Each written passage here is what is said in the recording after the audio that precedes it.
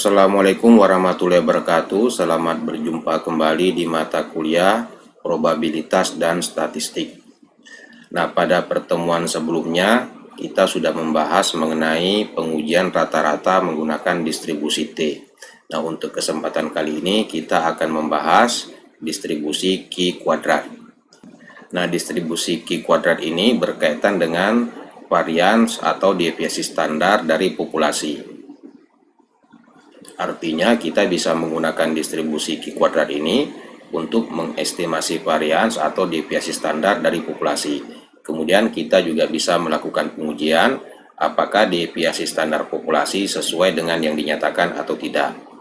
Selain itu, distribusi Q kuadrat ini bisa juga kita gunakan untuk pengujian kecocokan. Pengujian kecocokan di sini maksudnya kita akan mengetahui apakah fakta yang terjadi sesuai dengan harapan kita. Oke, selamat mengikuti. Oke, kita mulai pembahasan kita mengenai distribusi Q kuadrat. Jadi distribusi Q kuadrat ini berkaitan dengan varians atau deviasi standar dari populasi. Nah, bila sampel yang besarnya N diambil dari populasi yang bervarians sigma kuadrat, maka varians dari sampel dalam hal ini S kuadrat ini akan terdistribusi berdasarkan distribusi Q kuadrat. Nah, nilai Q kuadrat sendiri itu diberikan oleh persamaan ini. Jadi Q kuadrat itu sama dengan N kurang 1 dikali dengan S kuadrat per sigma kuadrat. N ini merupakan jumlah sampel, kemudian S ini merupakan simpangan baku dari sampel kita, dan sigma ini merupakan simpangan baku atau deviasi standar dari populasi. Nah, distribusi Q kuadrat ini nilai rata-ratanya ini sama dengan derajat kebebasan, yaitu yang diberikan oleh bagian ini. Jadi seandainya jumlah sampel yang kita ambil itu relatif banyak, tentunya nilai deviasi standar sampel itu nilainya mendekati dengan deviasi standar dari populasi. Nah, jika ini nilainya hampir sama atau misalnya jika kita anggap sama, maka nilai Q kuadratnya itu adalah N kurang 1. Sehingga nilai rata-ratanya ini sama dengan derajat kebebasan. Kemudian jika distribusi Q kuadrat ini kita gambarkan, gambarnya ditunjukkan pada gambar ini. Nah, bagian alfa yang ada pada bagian kiri ini adalah peluang untuk mendapatkan nilai Q kuadrat lebih kecil dari yang dinyatakan. Sedangkan luasan alfa yang ada pada bagian kanan, ini peluang untuk mendapatkan Q kuadrat lebih besar dari yang dinyatakan. Nah, untuk mendapatkan nilai Q kuadrat itu bisa juga kita menggunakan Excel itu dengan menggunakan perintah ini. Tetapi nilai yang diberikan di sini ini berhubungan dengan luasan area yang ada di bagian kanan. Tetapi tentunya kita bisa juga mencari peluang atau luas area yang ada di sebelah kiri ini, yaitu dengan cara mengurangkan 1 dengan hasil perhitungan kita dari Excel ini.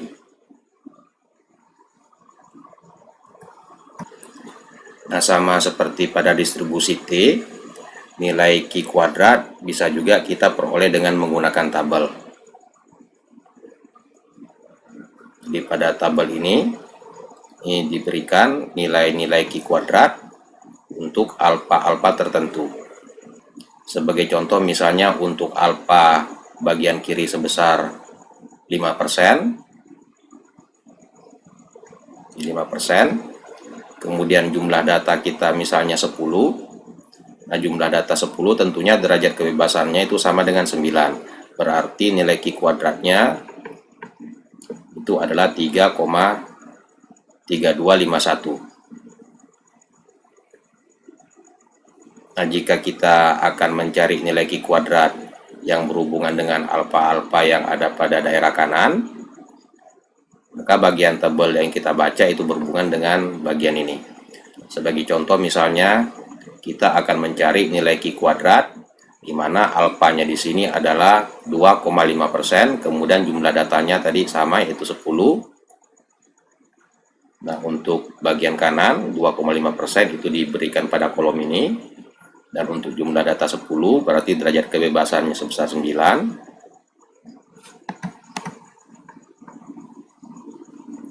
Berarti nilai Q kuadratnya adalah 19,0228.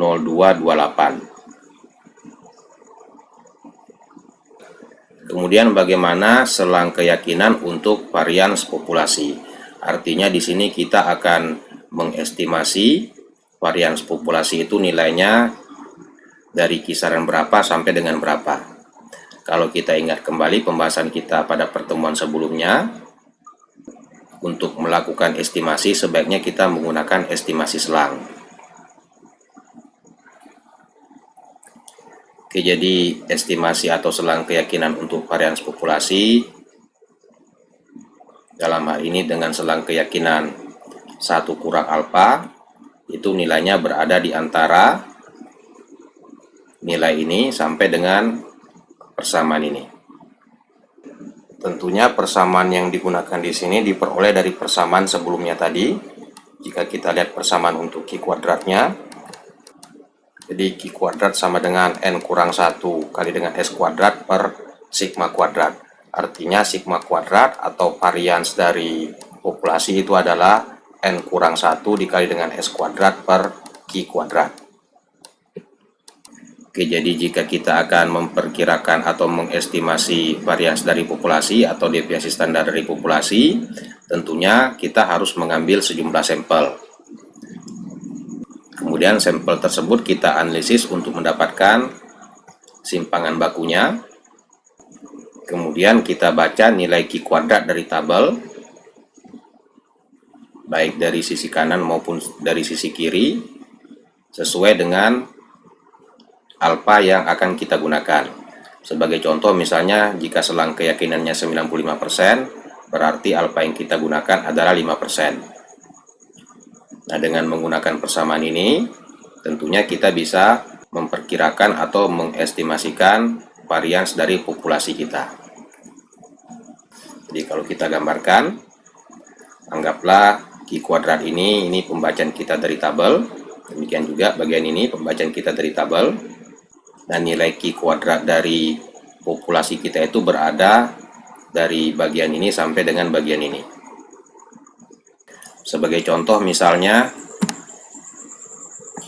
hasil pengukuran daya lampu 10 watt yang diproduksi oleh PT Bersinar sebanyak 32 sampel lampu diperoleh simpangan baku atau deviasi standarnya sebesar 0,2149 watt. Nah, dengan selang keyakinan 90%, berapakah deviasi standar lampu yang diproduksi PT Bersinar? Oke, sebelum kita selesaikan, di sini kita review sedikit, kita ulangi kembali mengenai deviasi standar. Jadi kalau untuk kasus ini tentunya dikehendaki varians atau deviasi standar dari lampu-lampu ini memiliki nilai yang kecil. Artinya jika nilainya kecil, produksi lampu PT Bersinar ini itu nilainya relatif mendekati 10 watt. Artinya penyimpangannya terhadap daya lampu 10 watt ini relatif kecil. Nah, jika suatu data memiliki deviasi standar yang nilainya relatif besar, hal tersebut berarti data-data kita relatif beragam. Nah, untuk kasus lampu ini tentunya kita kehendaki agar produksi lampunya penyimpangannya terhadap 10 watt itu tidak terlalu besar. Artinya keberagamannya sebaiknya relatif kecil. Atau dengan kata lain simpangan bakunya nilainya relatif kecil. Oke, kita selesaikan kasus ini. Jadi nilai variansnya itu berada di antara persamaan ini sampai dengan persamaan ini. Ingat bagian ini merupakan persamaan yang berkaitan dengan varians dari populasinya. Kalau kita lihat kembali slide awal tadi, jadi varians itu adalah N kurang 1 kali S kuadrat dibagi dengan Q kuadrat. Oke, jadi yang pertama kita cari di sini adalah nilai varians dari populasinya. Oke, jadi dengan mensubstitusi jumlah sampel sebanyak 30, kemudian deviasi standar sampel sebesar 2,0149, kemudian dengan membaca tabel untuk mendapatkan Q kuadrat bagian kanannya, demikian juga dengan bagian kirinya, kita bisa menghitung tentang varians dari populasi kita ini. Nah, pada kasus ini selang keyakinannya diminta 90%, artinya nilai alfanya adalah 10%. Dengan demikian nilai alfa tadi kita bagi di sisi kanan 5% dan di sisi kiri 5%. Oke, selanjutnya kita baca tabel kita tadi untuk mendapatkan nilai Q kuadrat ini. Dengan derajat kebebasan sebesar 29, jumlah datanya 30, berarti derajat kebebasannya 30 kurang 1 yaitu 29, maka diperoleh hasil untuk bagian kiri 5%, kemudian derajat kebebasannya 29, diperoleh hasil 17,7084. Kemudian untuk bagian kanan dengan alfa 5%, diperoleh hasil 42,5570. Ini untuk derajat kebebasan 29.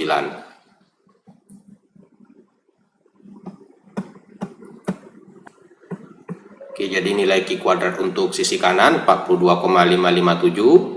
Kemudian Q kuadrat untuk sisi kiri 17,7084. Nah, jika kita hitung, maka varians dari populasinya itu berada di antara 0,0315 sampai dengan 0,0756. Nah, dari variansnya ini tentunya kita bisa mendapatkan deviasi standar dari populasinya. Yang pertama, akar 0,0315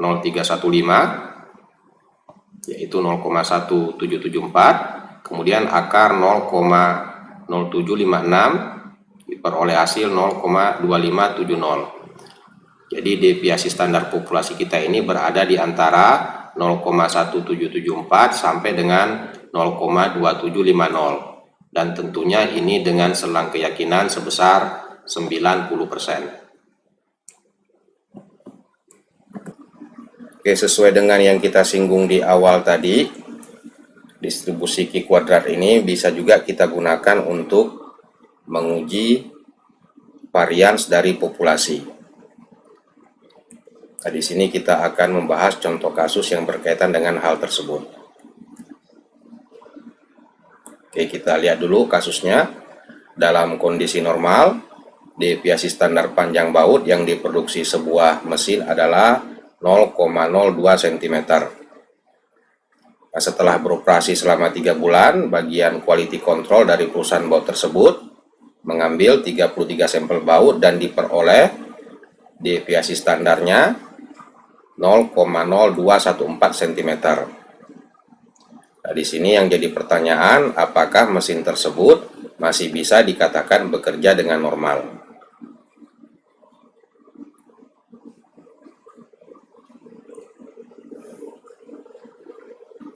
Jadi dalam kondisi normal, deviasi standar dari produksi bautnya adalah 0,02 cm. Kemudian setelah dioperasikan selama 3 bulan, diambil 33 sampel dan ternyata deviasi standarnya di sini itu bertambah menjadi 0,0214 cm. Nah, jika seandainya hasilnya di sini itu lebih kecil dari 0,02, tentunya kita tidak perlu lagi melakukan pengujian. Artinya kita bisa menyimpulkan bahwa mesin ini masih bisa bekerja dengan normal. Tetapi karena di sini hasilnya ternyata lebih besar dari 0,02, nah di sini kita harus melihat apakah perbedaannya ini cukup signifikan atau tidak. Jika ternyata perbedaannya ini tidak signifikan, berarti kita bisa menyimpulkan bahwa mesinnya masih bekerja dengan normal. Nah, di sini yang diminta pengujiannya dengan alfa sebesar 5%. Kemudian kalau kita ingat kembali pertemuan sebelumnya, dalam melakukan pengujian kita harus membuat hipotesis. Selain itu, hipotesis yang kita buat juga harus kita perhatikan agar ada kesimpulan yang bisa kita terima. Oke, jadi kalau kita tuliskan hipotesis untuk kasus kita ini, hipotesis nolnya, mesin masih beroperasi dengan normal, artinya deviasi standar populasinya sebesar 0,02, atau dengan kata lain, perbedaan deviasi standar yang kita peroleh dengan yang dinyatakan itu tidak signifikan. Kemudian untuk hipotesis satunya, mesin tidak beroperasi dengan normal, atau deviasi standar populasinya lebih besar dari 0,02. Nah, di sini tentunya kita tidak menggunakan tanda lebih kecil karena deviasi standar yang diperoleh ini pada kenyataannya lebih besar dari yang dinyatakan. Nah, dari hipotesis ini berarti pengujian yang harus kita lakukan itu berkaitan dengan pengujian satu arah.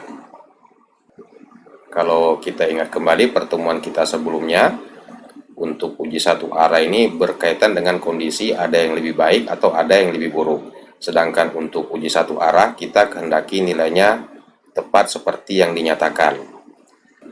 Nah, untuk kasus ini sendiri tentunya semakin kecil deviasi standarnya, maka kondisi operasi mesinnya semakin baik.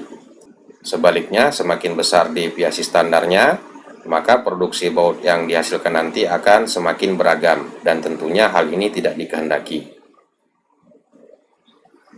Jadi kalau kita simpulkan untuk kasus kita ini, di sini kita akan membandingkan apakah deviasi standar yang diperoleh ini sama atau lebih buruk dari yang dinyatakan.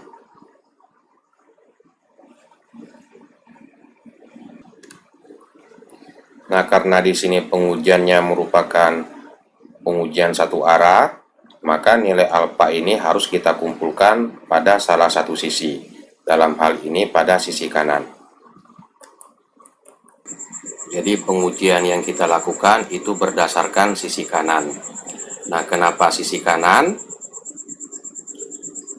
Karena tadi kita akan melihat apakah hasil perhitungan ini lebih buruk atau dalam hal ini lebih besar dari yang dinyatakan.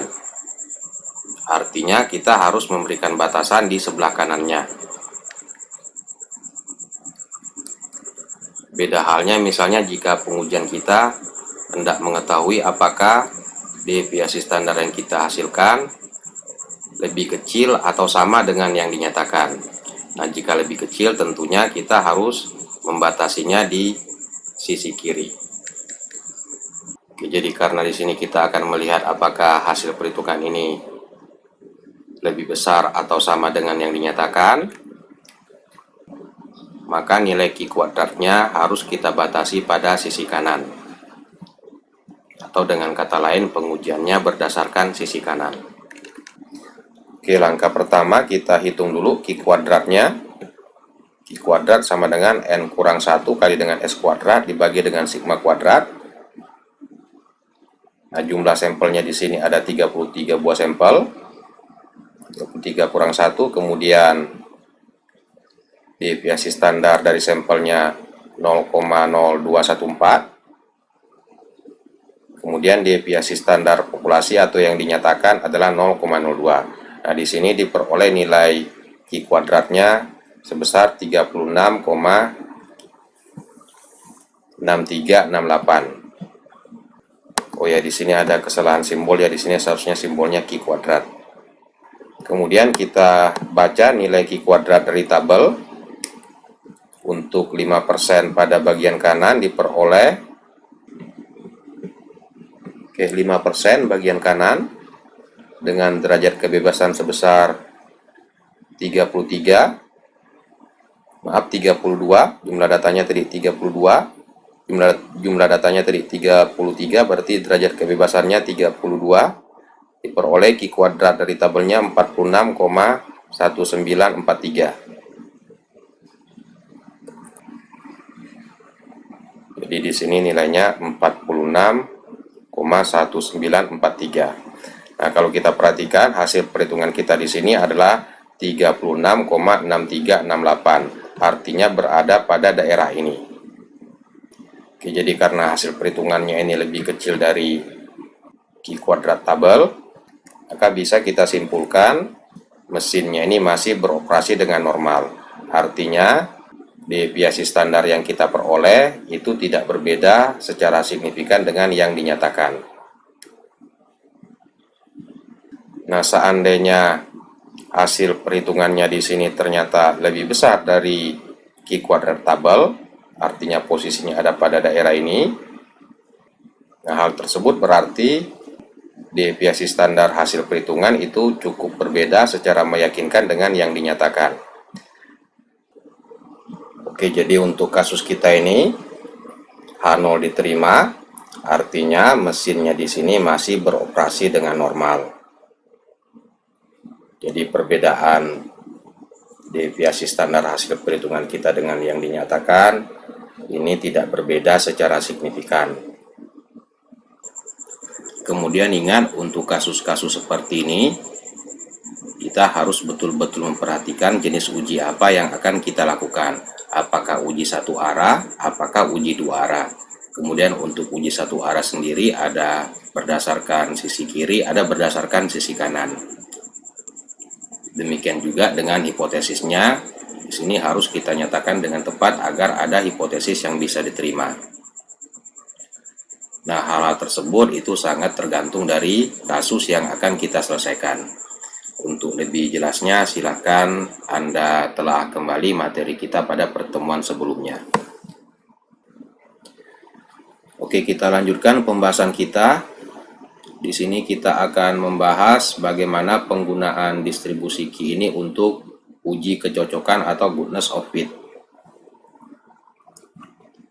Nah, uji kecocokan sendiri bertujuan untuk mengetahui apakah kejadian yang diharapkan sesuai dengan fakta. Jadi di sini kita akan membandingkan seberapa besar perbedaan harapan kita dengan fakta. Nah, jika yang diharapkan sesuai dengan fakta, berarti variansnya itu memiliki nilai yang kecil. Atau dengan kata lain, jika yang diharapkan sesuai dengan fakta, maka keberagaman kejadiannya itu relatif kecil, atau kejadiannya relatif seragam. Nah, dalam proses pengujiannya, langkah pertama kita tentukan Q kuadrat hasil perhitungan menggunakan persamaan ini. Jadi Q kuadrat hasil perhitungan itu adalah jumlah dari kondisi terpantau dikurang dengan yang diharapkan, pangkat 2 dibagi dengan yang diharapkan. Kemudian untuk hipotesisnya, hipotesis H0, ini harapan sama dengan fakta. Kemudian hipotesis H1, harapan tidak sama dengan fakta, atau bisa juga hipotesis H1-nya ini harapan lebih besar dari fakta, atau bisa juga harapan lebih kecil dari fakta. Nah, tentunya hipotesis H1 di sini yang dipilih sesuai dengan kasus-kasus kita. Kemudian dari persamaan ini kalau kita perhatikan, semakin kecil selisih antara fakta dengan yang diharapkan, maka tingkat kecocokannya akan semakin baik. Oke, kalau kita ulangi, semakin kecil selisih fakta dengan harapan, maka tingkat kecocokannya semakin baik. Artinya, apa yang kita harapkan itu sesuai dengan fakta yang terjadi. Atau dengan kata lain, ada kecocokan antara harapan dengan fakta.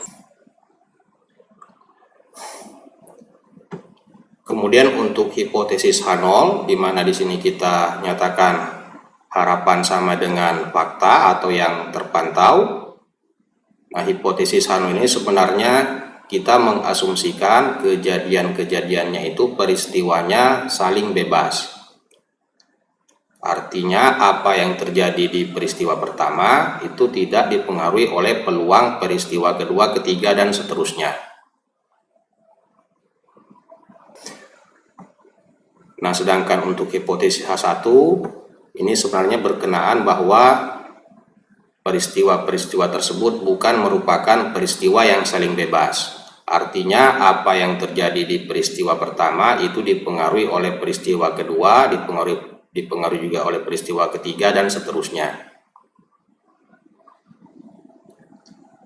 Sebagai contoh, misalnya jika kita memiliki dadu, kemudian dadunya dilempar sebanyak 120 kali, tentunya kita mengharapkan bahwa setiap mata dadu itu muncul sebanyak 20 kali, karena peluang setiap mata dadu itu adalah 1/6. Nah, jika ternyata faktanya setiap mata dadu itu munculnya betul-betul 20 kali atau persis 20 kali, berarti jumlah yang terpantau atau jumlah fakta untuk peristiwa mata dadu 1 itu tidak dipengaruhi oleh peristiwa mata dadu 2 dan seterusnya.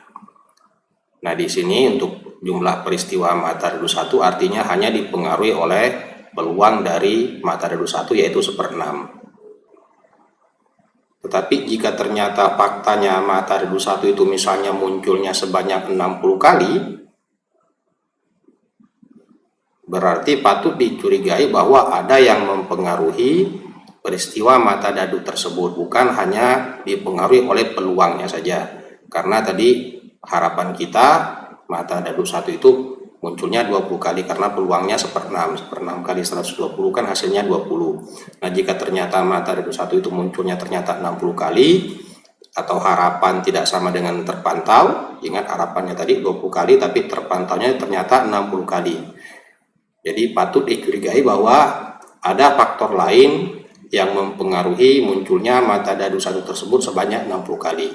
Atau bisa kita katakan bahwa peristiwa-peristiwanya di sini tidak lagi saling bebas. Artinya apa yang terjadi pada mata dadu 1 itu dipengaruhi oleh mata dadu 2, mata dadu 3, dan seterusnya. Oke, jadi ingat untuk hipotesis H0-nya ini, harapan sama dengan fakta, ini sama juga kalau kita asumsikan bahwa kejadiannya saling bebas. Sedangkan untuk hipotesis H1, di sini kita mengasumsikan bahwa peristiwa-peristiwanya itu tidak saling bebas. Artinya peluang atau jumlah kejadian pada setiap peristiwa itu dipengaruhi oleh peristiwa-peristiwa lainnya.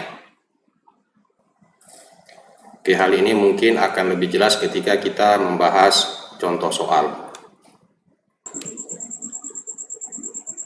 Nah, untuk signifikansi yang digunakan itu umumnya 5%, tetapi tentunya bisa juga kita pilih nilai alfa yang lain, dan yang digunakan adalah nilai alfa pada bagian kanan kurva. Jadi nilai Q kuadrat tabel yang digunakan itu yang berkaitan dengan nilai-nilai alfa yang ada pada bagian kanan. Kemudian kalau kita hubungkan Q kuadrat hasil perhitungan kita dengan kurva ini, sebagai contoh misalnya jika fakta yang terjadi sama dengan yang diharapkan, atau dengan kata lain selisih fakta dengan harapan ini kecil, tentunya Q kuadrat hasil perhitungan kita juga nilainya relatif kecil. Nah, karena tadi selisih fakta dengan yang diharapkan kecil, artinya ada kecocokan antara fakta dan harapan. Jadi semakin kecil selisih fakta dengan harapan, maka semakin ada kecocokan, dan Q kuadrat perhitungan kita ini juga nilainya semakin kecil. Nah, jika kita lihat kurvanya ini, semakin kecil Q kuadrat hasil perhitungan kita, tentunya fakta ini akan semakin mendekati harapan. Artinya jika hasil perhitungan Q kuadrat kita ada pada bagian kiri dari Q kuadrat tabel, maka kita bisa menyimpulkan fakta ini sama dengan harapan. Atau H0 ini kita terima jika Q kuadrat hasil perhitungan kita lebih kecil dari Q kuadrat tabel.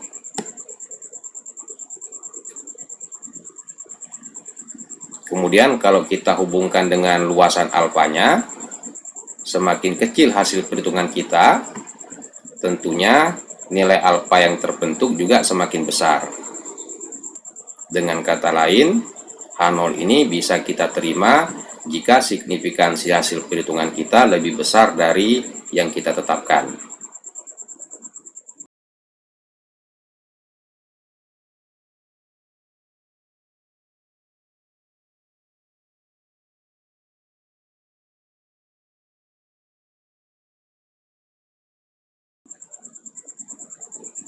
Jadi di sini kita bisa menggunakan dua cara.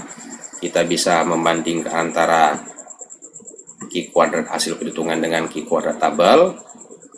Kemudian bisa juga dengan menggunakan cara yang kedua, kita bandingkan signifikansi hasil perhitungan kita dengan signifikansi yang kita tetapkan. Nah, untuk cara yang kedua atau dengan membandingkan signifikansi hasil perhitungan, ini akan kita bahas ketika kita mensimulasikan kasus kita dengan menggunakan software. Oke, jadi kalau kita simpulkan, langkah pertama yang harus kita lakukan adalah menghitung Q kuadrat berdasarkan kondisi yang terpantau atau kondisi fakta dengan yang diharapkan. Kemudian kita susun hipotesisnya.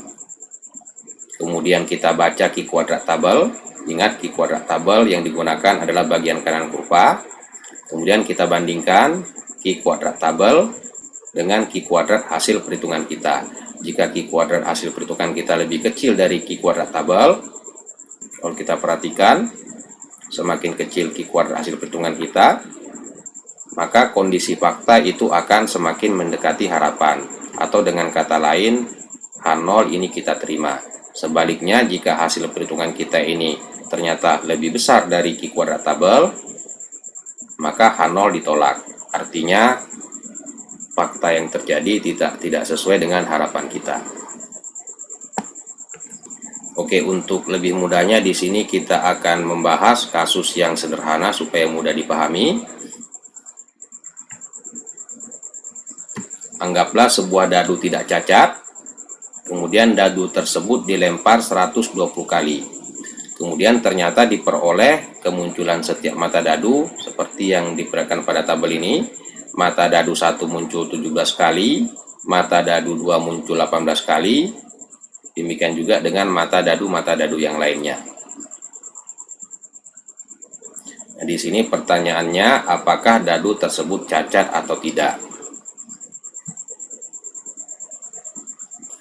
Kalau kita susun hipotesisnya, H0 harapan sama dengan fakta, H1 harapan tidak sama dengan fakta, atau dalam hal ini dadunya cacat. Nah, untuk kasus ini tentunya harapan kita setiap mata dadu di sini muncul sebanyak 20 kali. Jadi karena dadunya dilempar 120 kali, kemudian pada dadu itu ada 6 mata, berarti setiap mata dadu kita harapkan muncul sebanyak 20 kali. Dan ternyata di sini faktanya mata dadu 1 muncul 17 kali, mata dadu 2 muncul 18 kali, demikian juga dengan mata dadu yang lainnya. Artinya kita akan melihat apakah selisih harapan dengan fakta ini signifikan atau tidak signifikan. Jika selisihnya tidak signifikan, berarti bisa kita simpulkan dadu ini tidak cacat. Oke, langkah pertama kita hitung Q kuadratnya dengan menggunakan persamaan ini. Jadi jumlah dari terpantau yang diharapkan, pangkat 2 dibagi dengan yang diharapkan.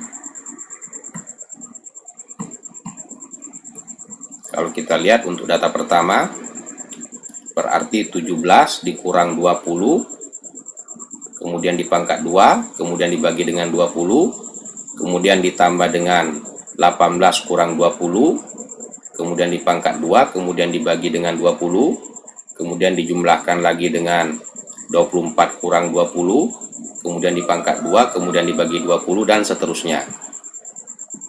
Sehingga kita memperoleh hasil perhitungan Q kuadratnya sebesar 5,1. Langkah berikutnya kita baca Q kuadrat pada tabel. Nah, untuk kasus kita ini di sini ada 6 kategori. Jadi ada kategori mata dadu 1, ada kategori mata dadu 2 sampai dengan kategori mata dadu 6. Karena ada 6 kategori, berarti derajat kebebasannya 6 kurang 1 yaitu 5. Jadi kita harus membaca pada tabel nilai Q kuadrat. Untuk nilai alfa pada bagian kanan 5%, kemudian derajat kebebasannya sebesar 5. Kalau kita perhatikan tabel kita tadi, nilai alfa bagian kanan 5%, kemudian derajat kebebasannya sebesar 5.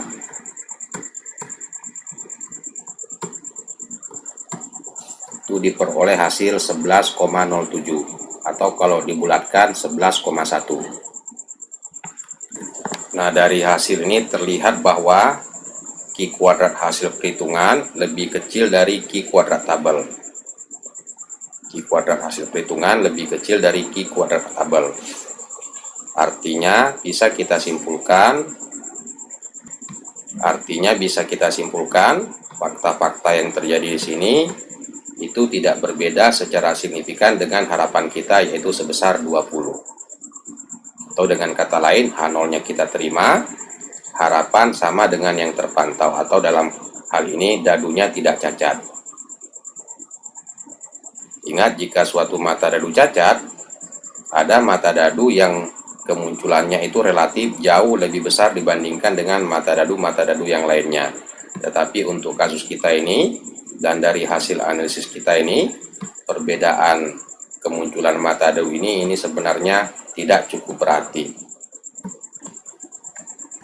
Oke, jadi kesimpulannya H0 diterima atau dadu tidak cacat. Nah, jika hasil kita di sini kita hubungkan dengan pembahasan kita tadi, yaitu H0-nya atau harapan sama dengan fakta, ini bisa kita asumsikan bahwa kejadiannya saling bebas. Kemudian H1, harapan tidak sama dengan terpantau atau tidak sama dengan fakta, ini merupakan kejadian yang tidak saling bebas. Dan dari analisis ternyata yang kita terima adalah H0 atau kejadian-kejadiannya di sini, peristiwa-peristiwanya merupakan peristiwa-peristiwa yang saling bebas. Artinya kemunculan setiap mata dadu di sini hanya dipengaruhi oleh peluang dari setiap mata dadunya.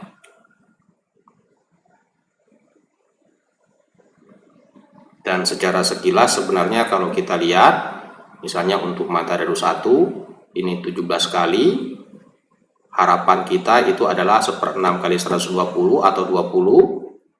Sebenarnya selisihnya di situ relatif kecil. Artinya kemunculan mata dadu sebanyak 17 kali ini bisa kita asumsikan hanya dipengaruhi oleh peluang mata dadu 1 sebesar 1/6. Demikian juga untuk mata dadu lainnya, di sini terlihat ada selisih dengan yang diharapkan, yaitu sebesar 20, tetapi ternyata dari hasil analisis kita menunjukkan bahwa perbedaan dengan selisihnya itu tidak signifikan. Artinya kemunculan setiap kejadian di sini ini hanya dipengaruhi oleh peluang dari setiap mata dadu, yaitu 1/6. Nah, jika ternyata hasil-hasil kita di sini ternyata nilainya jauh dari 20, anggaplah misalnya mata dadu 1 ini ternyata munculnya 90 kali, mata dadu 2 hanya 2 kali, mata dadu 3 misalnya hanya 5 kali, demikian juga mata dadu 4, 5, dan 6, ini jauh dari harapan. Kemudian setelah kita analisis Q kuadrat perhitungannya lebih besar dari Q kuadrat tabel atau berada di bagian ini, karena lebih besar dari Q kuadrat tabel, berarti yang harus kita terima adalah H1, yaitu harapan tidak sama dengan fakta atau dadunya cacat. Artinya kemunculan setiap mata dadu tadi bukan lagi dipengaruhi oleh peluang dari setiap mata dadu, tetapi ada faktor lain yang mempengaruhinya. Sebagai contoh, bisa jadi dadunya tadi ada bagian mata dadu yang terlalu berat, kemudian ada bagian mata dadu yang terlalu ringan.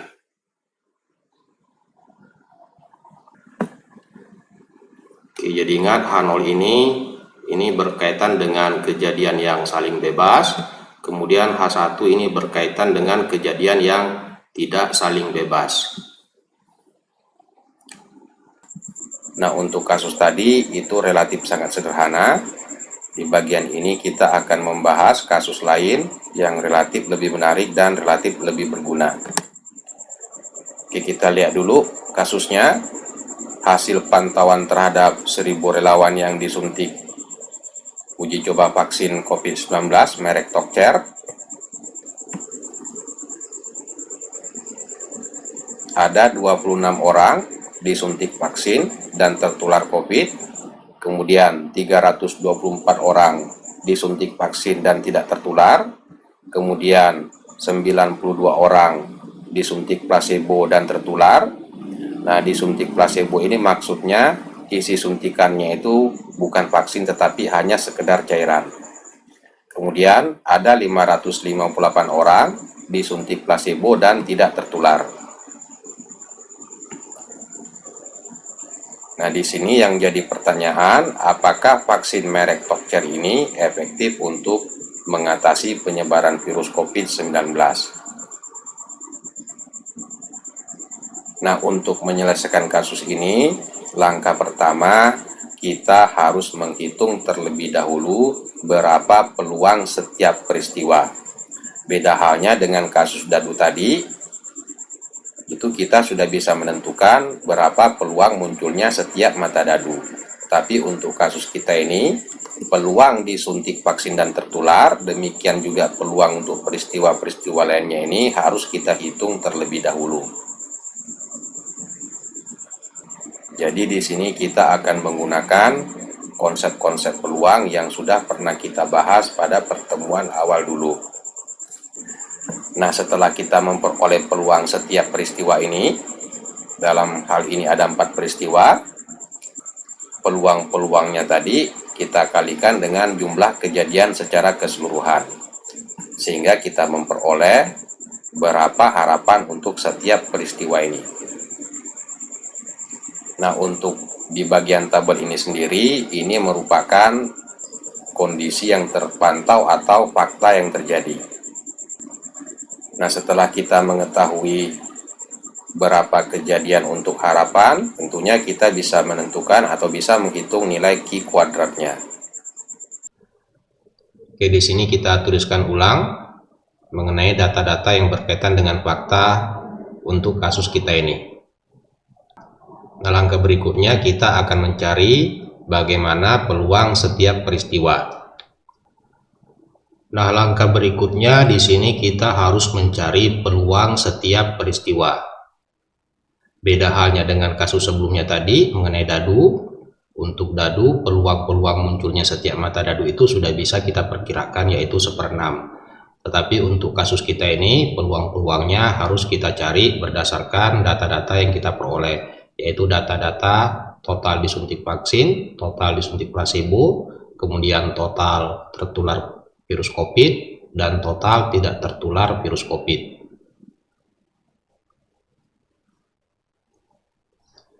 Nah, dalam menentukan peluangnya, di sini kita asumsikan bahwa keempat peristiwa ini merupakan peristiwa yang saling bebas. Artinya, tertular atau tidak tertular COVID itu tidak dipengaruhi oleh disuntik vaksin atau disuntik placebo. Nah, jika kita ingat kembali pembahasan kita di pertemuan awal dulu mengenai peluang dua peristiwa yang saling bebas adalah peluang peristiwa pertama dikali dengan peluang peristiwa kedua dan dihubungkan dengan kata dan. Jadi untuk bagian ini, di sini kita akan mencari berapa peluang disuntik vaksin dan tertular. Nah, untuk peluang disuntik vaksin, kalau kita lihat jumlah total yang disuntik vaksin di sini adalah 350 relawan. Sedangkan jumlah total relawannya adalah 1.000 orang. Berarti peluang disuntik vaksin adalah 350 dibagi dengan 1.000. Sedangkan peluang untuk tertular, kalau kita lihat jumlah yang tertular di sini adalah 118. Berarti peluang untuk tertular adalah 118 dibagi dengan 1000. Sehingga peluang disuntik vaksin dan tertular itu adalah peluang disuntik vaksin dikali dengan peluang tertularnya virus COVID. Nah, di sini diperoleh peluangnya sebesar 0,041. Dengan cara yang sama, kita bisa menentukan berapa peluang disuntik vaksin dan tidak tertular. Yaitu peluang disuntik vaksin 350 per 1000 dikali dengan peluang tidak tertular. Peluang tidak tertular, kalau kita lihat di sini jumlah yang tidak tertular 882 relawan, berarti peluang tidak tertular adalah 882 dibagi dengan 1000. Sehingga peluang disuntik vaksin dan tidak tertular itu adalah 0,309. Dengan cara yang sama, kita bisa memperoleh peluang disuntik placebo dan tertular COVID. Itu diperoleh hasil 0,077, kemudian peluang disuntik placebo dan tidak tertular itu 0,573. Ingat, peluang-peluang yang kita hasilkan di sini ini berkaitan dengan peristiwa yang saling bebas. Artinya tertular atau tidak tertularnya orang terhadap virus COVID itu tidak dipengaruhi apakah disuntik vaksin atau disuntik placebo.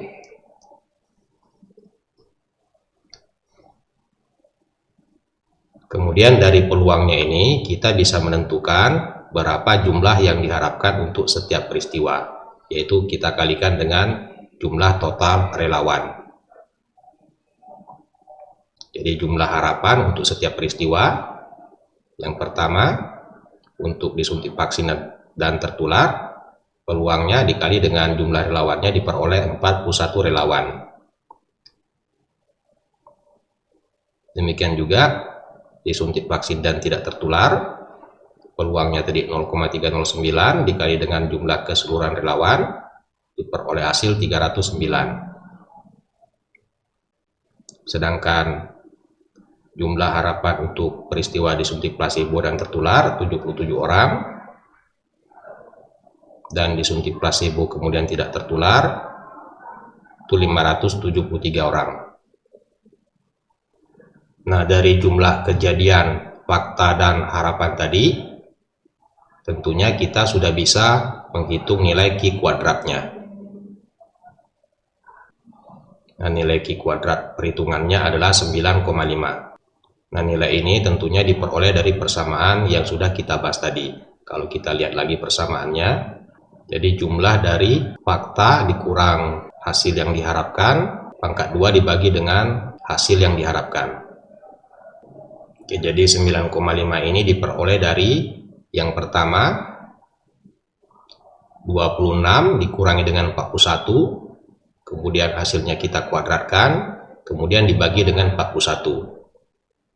Kemudian dijumlahkan dengan 324 dikurangi dengan 309, kemudian hasilnya dipangkat 2, kemudian dibagi dengan 309. Berikutnya 92 dikurangi dengan 77, kemudian dipangkat 2, kemudian dibagi dengan 77. Terakhir dijumlahkan dengan 558 dikurangi dengan 573, kemudian hasil pengurangannya kita kuadratkan dan dibagi dengan 573. Dan kalau kita jumlahkan itu diperoleh Q kuadratnya sebesar 9,5. Nah, untuk kasus-kasus seperti ini, derajat kebebasannya itu dipengaruhi oleh jumlah baris dan jumlah kolom. Untuk kasus kita ini jumlah barisnya ada 2, kemudian jumlah kolomnya juga ada 2. Sehingga derajat kebebasannya adalah jumlah baris dikurang 1 dikali dengan jumlah kolom dikurang 1. Dan diperoleh derajat kebebasannya sebesar 1. Nah, berdasarkan derajat kebebasan ini dan alfa yang kita tetapkan yaitu sebesar 5%, kita bisa melihat di tabel nilai Q kuadratnya dan diperoleh 3,8. Kalau kita lihat tabel kita, itu diberikan oleh bagian ini. Jadi ingat, yang digunakan adalah luas area yang berkaitan dengan bagian kanan.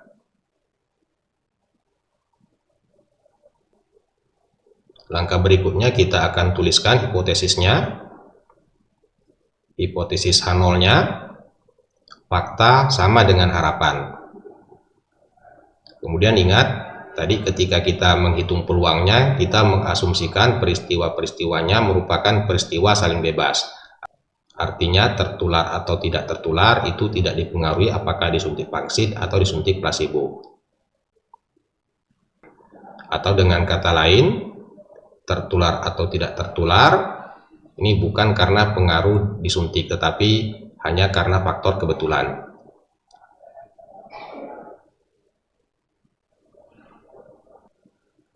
Nah, jika seandainya faktanya di sini ternyata jumlahnya sama seperti harapan, tentunya kita bisa menyimpulkan bahwa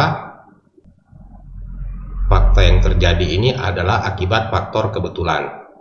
Ingat tadi, karena peluang-peluangnya tadi di sini kita asumsikan kejadiannya saling bebas. Kemudian untuk hipotesis satunya, nah karena hipotesis H0-nya tadi kita asumsikan peristiwanya saling bebas, tentunya untuk hipotesis H1-nya, peristiwanya di sini kita anggap bukan merupakan peristiwa saling bebas. Artinya ada keterkaitan antara tertular dan tidak tertular terhadap disuntik vaksin atau disuntik plasebo. Nah, di sini yang akan kita jadikan acuan adalah jumlah yang disuntik vaksin dan tidak tertular. Kalau kita perhatikan, untuk faktanya di sini ternyata jumlah yang disuntik vaksin dan tidak tertular itu lebih besar dari jumlah untuk harapannya. Sehingga untuk hipotesis satunya bisa kita buat fakta lebih besar dari harapan. Artinya di sini kita asumsikan bahwa penyuntikannya ini berhasil guna.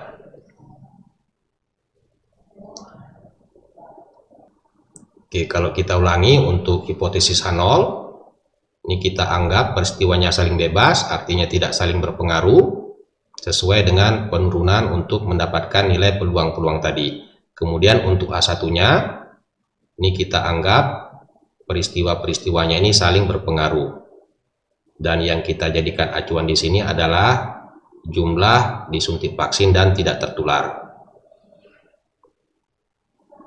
Tentunya jika kita buat hipotesis fakta lebih besar dari harapan, itu maksudnya peristiwa penyuntikan ini berhasil guna. Nah, langkah berikutnya kita bandingkan Q kuadrat hasil perhitungan dengan Q kuadrat yang diperoleh dari tabel. Di sini terlihat bahwa Q kuadrat hasil perhitungan jauh lebih besar dari Q kuadrat yang diperoleh dari tabel. Kalau kita gambarkan kurvanya, itu diberikan pada gambar ini. Nah, karena Q kuadrat hasil perhitungan kita ini lebih besar dari Q kuadrat yang diberikan oleh tabel, maka kita bisa menyimpulkan bahwa H0 ditolak. Kalau kita lihat lagi aturan untuk penarikan kesimpulannya tadi, H0 diterima jika Q kuadrat hasil perhitungan lebih kecil dari Q kuadrat yang diberikan oleh tabel. Sementara hasil kita tadi ternyata Q kuadrat perhitungannya lebih besar dari Q kuadrat yang diberikan oleh tabel. Artinya H0-nya kita tolak. Kemudian kalau kita lihat hipotesis H0-nya, fakta sama dengan harapan atau peristiwa-peristiwa tersebut merupakan peristiwa saling bebas. Nah, karena H0 ini ditolak, berarti peristiwa-peristiwa tersebut bukan peristiwa saling bebas. Artinya peristiwa disuntik vaksin, tertular, tidak tertular maupun disuntik plasebo ini saling berkaitan.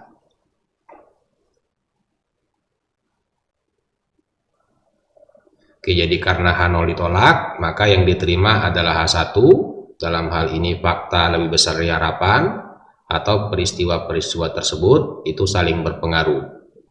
Kemudian ingat, fakta dan harapan yang kita jadikan acuan di sini adalah bagaimana kondisi yang disuntik vaksin dan tidak tertular.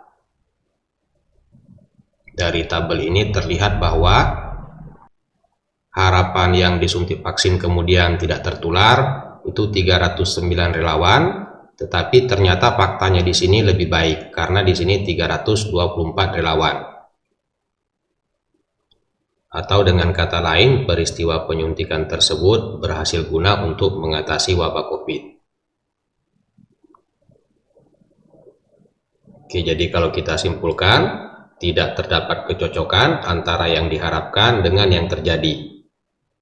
Artinya, peristiwa-peristiwanya saling berpengaruh.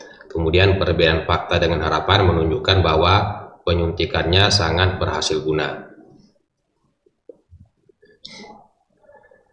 Nah, kalau kita lihat data-data ini secara sekilas, di sini terlihat bahwa faktanya ini memang lebih baik dari yang diharapkan. Sebagai contoh misalnya untuk bagian ini, yang diharapkan tertular setelah disuntik vaksin 41 orang, sedangkan faktanya yang tertular hanya 26 orang. Tentunya kondisi ini lebih baik, artinya faktanya lebih baik dari harapan. Nah, demikian juga untuk bagian ini, di sini diharapkan ada 309 orang yang tidak tertular setelah disuntik vaksin. Sedangkan faktanya ternyata lebih banyak orang yang tidak tertular setelah disuntik vaksin. Jadi secara sekilas di sini memang terlihat bahwa faktanya ini lebih baik dari harapan. Hanya saja untuk memastikannya harus kita uji dengan menggunakan statistik. Sehingga kesimpulan yang kita ambil itu menjadi lebih valid karena ada dasar yang kita gunakan.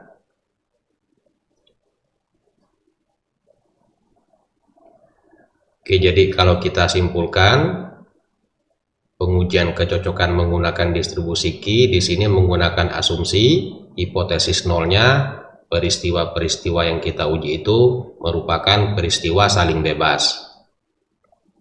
Sehingga untuk perhitungan peluangnya kita bisa menggunakan konsep-konsep untuk peristiwa-peristiwa yang saling bebas. Kemudian untuk hipotesis satunya, peristiwa-peristiwa tersebut bukan merupakan peristiwa saling bebas. Artinya ada keterkaitan antara setiap peristiwa yang kita akan uji.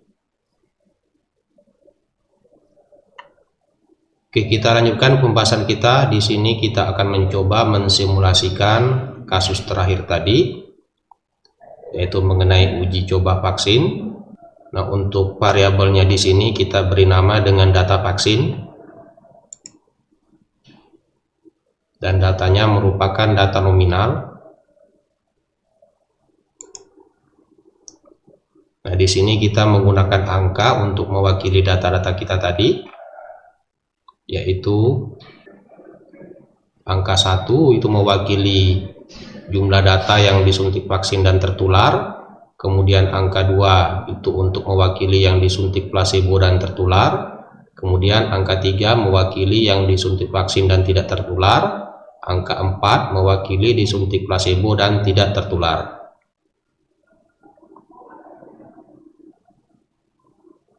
Jadi angka satunya di sini ada 26 data, kemudian angka 2 ini yang berkaitan dengan disuntik plasebo dan tertular, ada 92 data.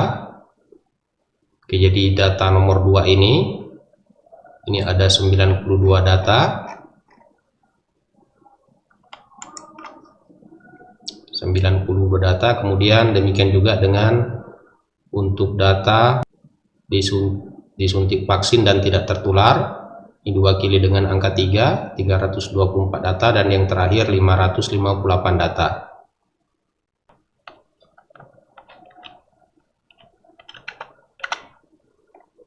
Di jumlah data keseluruhannya itu sebanyak 1000 buah data.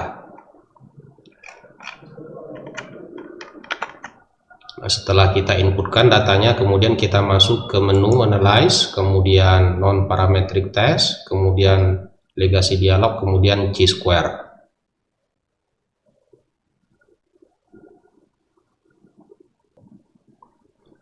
Kemudian kita masukkan data yang akan kita tes.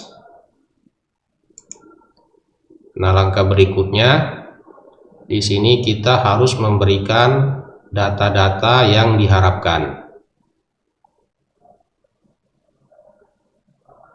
Kalau kita lihat tabel kita tadi, untuk yang pertama yang berkaitan dengan data nomor 1 atau disuntik vaksin dan tertular, yang diharapkan itu 41. Kemudian disuntik placebo tertular diharapkan 77. Demikian juga untuk data yang ini dan data yang ini. Jadi hasil perhitungan harapan kita di sini ini kita inputkan ke SPSS tadi. Sesuai dengan urutan angkanya, jadi ini untuk data nomor 1, ini data nomor 2, ini data nomor 3, dan ini data nomor 4. Oke, kita inputkan untuk yang pertama 41. Kemudian 77,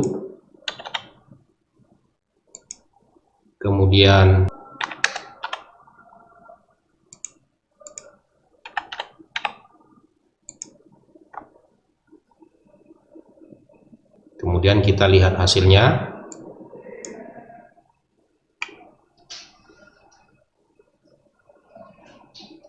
Nah, sesuai dengan yang kita singgung di awal tadi, bahwa dengan menggunakan software tentunya di sini kita tidak lagi membandingkan nilai chi-square dan chi-table. Artinya di sini kita tidak perlu melihat tabel. Yang kita lihat hanya signifikansi hasil perhitungannya yang diberikan pada bagian ini. Nah, kalau kita lihat aturan penarikan kesimpulannya berdasarkan signifikansi yang dihasilkan, H0 diterima jika signifikansi yang diberikan lebih besar dari 5%. Sedangkan hasil perhitungan kita, nilai signifikansi yang diperoleh itu adalah 2,3%. Artinya H0-nya di sini ditolak, atau kejadiannya di sini bukan merupakan kejadian saling bebas. Nah, selain itu di sini juga diberikan nilai Q kuadrat hasil perhitungan itu sebesar 9,5, dan ini sama seperti hasil perhitungan kita tadi. Tetapi sebaiknya karena di sini kita sudah menggunakan software, sebaiknya kita tidak menggunakan nilai Q-square-nya untuk menarik kesimpulan. Karena kalau yang ini kita gunakan tentunya kita harus melihat tabel. Jadi di sini cukup kita menggunakan signifikansi hasil perhitungannya di sini, kita bandingkan dengan signifikansi yang kita jadikan acuan, yaitu 5%. Oke, jadi karena signifikansi yang diberikan di sini lebih kecil dari 5%, maka H0 kita tolak. Artinya kejadiannya atau peristiwa-peristiwa di sini bukan merupakan kejadian saling bebas. Atau dengan kata lain, ada keterkaitan antara disuntik vaksin dengan tertular atau tidak tertularnya virus COVID-19. Oke, jadi dari hasil software tadi, yang harus kita terima adalah H1. Dan hal ini sesuai juga jika kita menggunakan atau membandingkan Q kuadrat hasil perhitungan dan Q kuadrat tabel. Oke, demikian pembahasan kita tadi mengenai distribusi Q kuadrat. Jika kita review sedikit hal-hal yang kita bahas tadi, yang pertama, distribusi Q kuadrat ini berkaitan dengan varians atau deviasi standar dari populasi. Kemudian kita juga sudah menunjukkan bagaimana penggunaan distribusi Q kuadrat ini untuk mengestimasi varians atau deviasi standar dari populasi. Nah, selain itu distribusi Q kuadrat ini bisa juga kita gunakan untuk melakukan pengujian dari deviasi standar populasi yang dinyatakan. Nah, penggunaan yang paling penting dari distribusi Q kuadrat ini adalah untuk pengujian kecocokan. Dalam pengujian kecocokan, hipotesis H0-nya itu berkaitan dengan kejadian yang saling bebas. Kemudian untuk hipotesis H1-nya, kejadiannya atau peristiwa-peristiwanya bukan merupakan kejadian yang saling bebas. Artinya peristiwa-peristiwa pada setiap kejadian itu saling berpengaruh. Atau bisa juga kita nyatakan hipotesis H0-nya, nilai-nilai pantauan atau fakta yang terjadi itu sama dengan harapan, Dan hipotesis salah satunya, pantauan atau praktek yang terjadi tidak sama dengan harapan. Nah, untuk menarik kesimpulan, kita bisa menggunakan tabel, artinya kita membandingkan Q kuadrat hasil perhitungan dengan Q kuadrat tabel. Bisa juga kita menggunakan software, di mana yang kita gunakan adalah signifikansi hasil perhitungan, kita bandingkan dengan signifikansi yang kita jadikan acuan.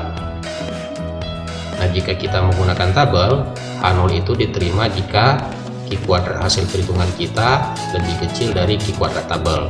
Sedangkan jika menggunakan nilai signifikansi, H0 diterima jika signifikansi yang kita hasilkan lebih besar dari signifikansi yang kita tetapkan. Oke, demikian pembahasan kita untuk pertemuan kali ini. Sampai bertemu kembali di pembahasan berikutnya dan semoga bermanfaat.